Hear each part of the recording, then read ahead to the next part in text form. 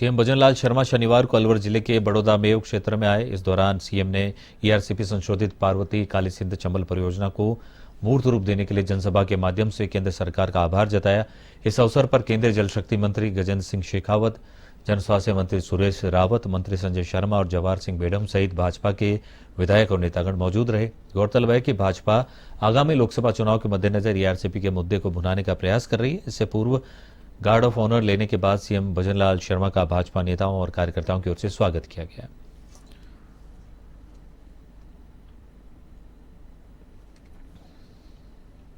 चूरू में जिला कारागृह के जेलर कैलाश सिंह शेखावत का स्थानांतरण चूरू जिला कारागृह से विशिष्ट केंद्रीय कारागृह श्यालावास दौसा हो जाने पर भावभीनी विदाई दी गई। जेलर शेखावत का कारागृह स्टाफ, पुरस्कृत शिक्षक फोरम और जिला पेंशनर समाज की ओर से शॉल उड़ाकर स्मृति चिन्ह भेंट किया गया। इस अवसर पर बड़ी संख्या में लोग मौजूद रहे।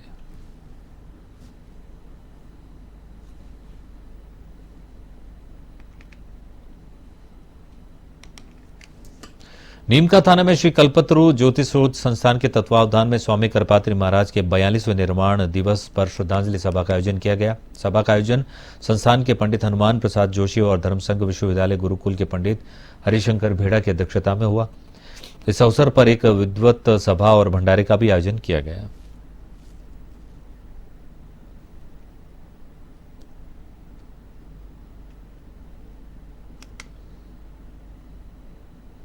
सांसद राहुल कस्वां और जिला कलेक्टर पुष्पा सत्यानी ने मोबाइल वेटनरी यूनिट का लोकार्पण किया।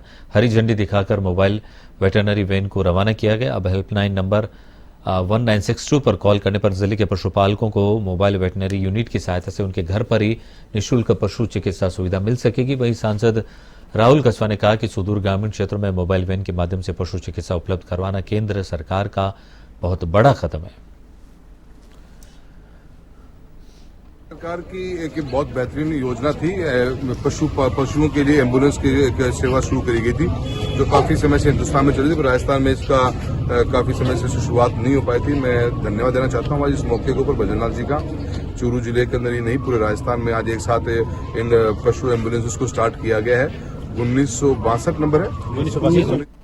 सादुलपुर क्षेत्र में चांदगोठी गांव के कृषि विज्ञान केंद्र में वाटर टेस्टिंग लैब का शुभारंभ समारोह पूर्वक हुआ। कार्यक्रम स्वामी केशवानंद राजस्थान विश्वविद्यालय के कुलपति अरुण कुमार की अध्यक्षता में आयोजित हुआ।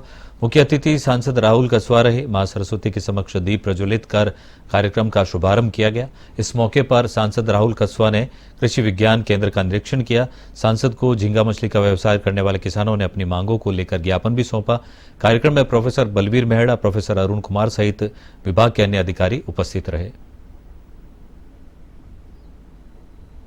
छात्रों को प्रयोग ज्ञान के लिए हम लोग करते हैं कि पहले उनको लेबोरेटरी से अवगत कराया जाए और कैसे एग्रीकल्चर डेवलपमेंट में हम आगे बढ़ सके हैं। ये सांसद जी का है। उन्होंने अपने प्रयास से, अथक प्रयास से, जहाँ 2 ही लेबोरेटरी सैंक्शन हुई, तो एक लेबोरेटरी आपके चूरू जिले में उपस्थित यहाँ पर बनी। देखिए, पिछले काफी समय से चूरू जिले के अंदर झींगा मछली पालन का प्रचार प्रसार हो रहा है। काफी किसान इस व्यवसाय को अपना भी रहे हैं। इसी के तहत हमने भारत सरकार की एक स्कीम थी, जिसके तहत एक वर्ल्ड क्लास लेबोरेटरी और कम ट्रेनिंग सेंटर खोलने का एक व्यवस्था थी। वही हम स्कीम लेके आए थे और उस स्कीम के तहत हमने चांदगोठी के अंदर भारत सरकार की 2 करोड़ रुपए के लगभग की लागत से ये लैब बने। पुलिस के चलाए जा रहे 100 दिवसीय कार्य योजना अभियान के दौरान राजधानी जयपुर के विद्याधर नगर थाना पुलिस ने ऑपरेशन खुशी के तहत अपहरण और पॉक्सो एक्ट के दर्ज प्रकरण मामले में 1.5 माह से फरार चल रहे आरोपी राजन को गिरफ्तार किया है। आरोपी पर 25,000 का इनाम घोषित था। आरोपी राजन नेपाली ने दोनों नाबालिग लड़कियों और एक नाबालिग लड़के को अच्छा काम दिलवाने के बहाने अपने साथ ले गया था और पुलिस आरोपी से पूछताछ कर रही है।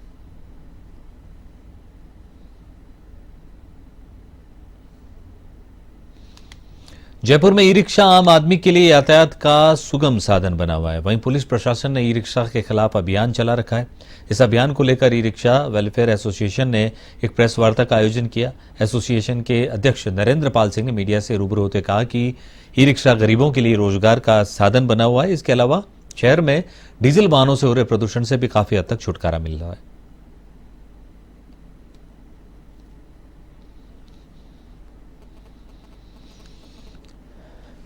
ई रिक्शा का संचालन बंद हो गया है। काफ़ी हद तक रुक गया है। तो हमारा अनुरोध है कि प्रशासन और पुलिस विभाग इस पर ध्यान दे और चालान पर इतनी सख्ती नहीं करे, समझाइश की जाए।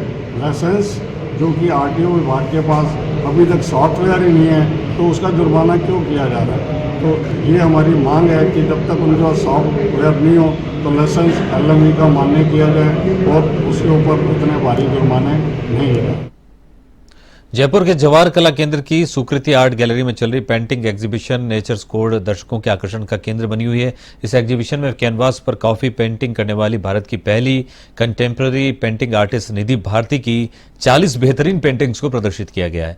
4 दिवसीय एग्जीबिशन में कलाकार ने अपने जीवन के अनुभव, भावना और प्यार को नेचर से कनेक्ट करते हुए कैनवास पर कला का खूबसूरत चित्रण किया है। यहाँ सदाबहार अभिनेता देवानंद की कॉफी से बनी पहली पेंटिंग भी कला प्रेमियों को देखने को मिल रही है।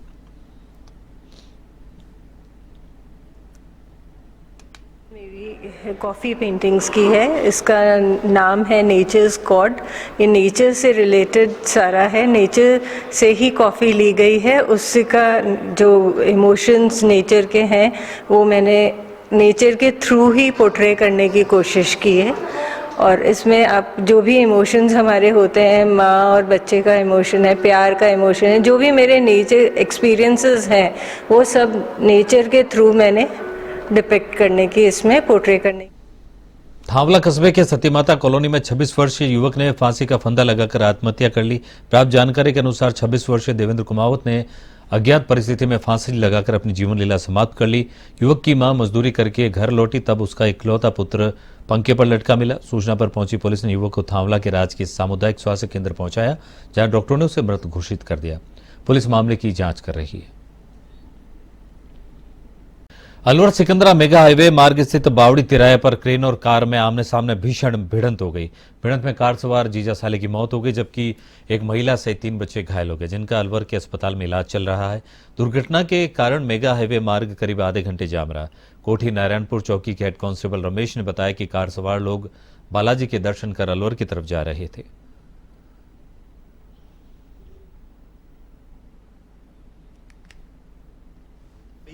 अलवर की तरफ जा रही थी, जो बालाजी से आ रही थी उसने, और अलवर की तरफ से एक यह क्रेन टाटा क्रेन टाटा 407 ये अलवर की तरफ से आ रहे थे। इनमें आपस में आमने सामने टक्कर हो गई, जिसमें 2 व्यक्ति की मौत हो गई। और शनिवार को सुमेरपुर तखतगढ़ शहरों समेत ग्रामीण क्षेत्रों में पंडितों द्वारा विधि विधान से पूजा अर्चना कर होलिका रोपण के ही अशोक चौधरी और पंडित शांतिलाल ने पूजा अर्चना के साथ होली का रोपण किया। इसी तरह तखतगढ़ कस्बे पटवार भवन से पटवारी युद्धवीर सिंह और गांव चौधरी हीराराम और पंडित गणपत शास्त्री शिवगंज ढोल नगाड़ा के साथ होली चौक पहुंचकर विधि विधान से पूजा अर्चना कर होली रोपण किया। पंडित सुरेश गौड़ ने बताया कि शास्त्रों के नियमों के अनुसार होलिका दहन भद्रा रहित प्रदोष व्यापिनी फाल्गुन पूर्णिमा में किया जाता है। इस वर्ष 24 मार्च रविवार को प्रदोष व्यापिनी फाल्गुन पूर्णिमा को होलिका दहन रात्रि में भद्रा समाप्ति के 11:15 बजे किया जाएगा।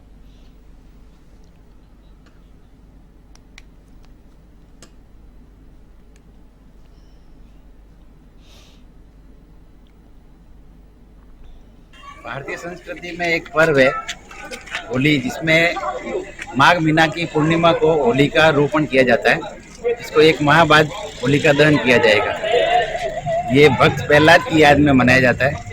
तखतगढ़ में राजस्व पटवारी में युद्धवीर सिंह, ग्राम प्रतिहारी और गांव चौधरी मिलकर यहाँ पे बारा के समीप बटावदा गांव के पास नेशनल हाईवे 27 पर शनिवार को ट्रेलर ने सामने चल रहे ट्रैक्टर ट्रॉली को जोरदार टक्कर मार दी, जिससे ट्रैक्टर की ट्रॉली पलट गई, जबकि ट्रेलर का ड्राइवर घायल हो गया। मौके पर पहुंची पुलिस ने घायल ड्राइवर को जिला अस्पताल पहुंचाया, जहां उसका उपचार जारी है। ट्रेलर ड्राइवर प्रहलाद बंजारा ने बताया कि वह कठपुतली से माल भरकर बारा ला रहा था। ट्रेलर अनियंत्रित हो जाने से हादसा हुआ।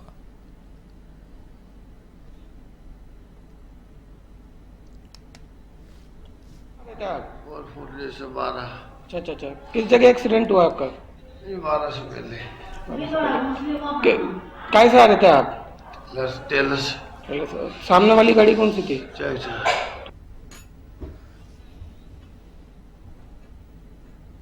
बारा जिला कलेक्टर रोहिताश सिंह तोमर ने जिले में मोबाइल वेटनरी इकाइयों के लिए हेल्पलाइन नंबर 1962 जारी किए। इसके माध्यम से पशुओं को शीघ्र चिकित्सकीय सेवाएं उपलब्ध होगी और जिले के पशुपालक समृद्ध होंगे। शनिवार को जिला कलेक्ट्रेट परिसर 12 में मोबाइल वेटनरी इकाइयों का लोकार्पण समारोह आयोजित कर 7 मोबाइल वेटनरी इकाइयों को हरी झंडी दिखाकर रवाना किया गया। प्रत्येक 1 लाख पशुओं पर एक मोबाइल वेटनरी यूनिट काम करेगी। उन्होंने कहा कि इस योजना के अंतर्गत राज्य स्तरीय कॉल सेंटर की स्थापना भी की जाएगी, जो पशुओं के सामान्य रोगों के उपचार हेतु टेलीमेडिसिन व्यवस्था और पशु प्रबंधन पोषण आदि के लिए भी सलाह देगा।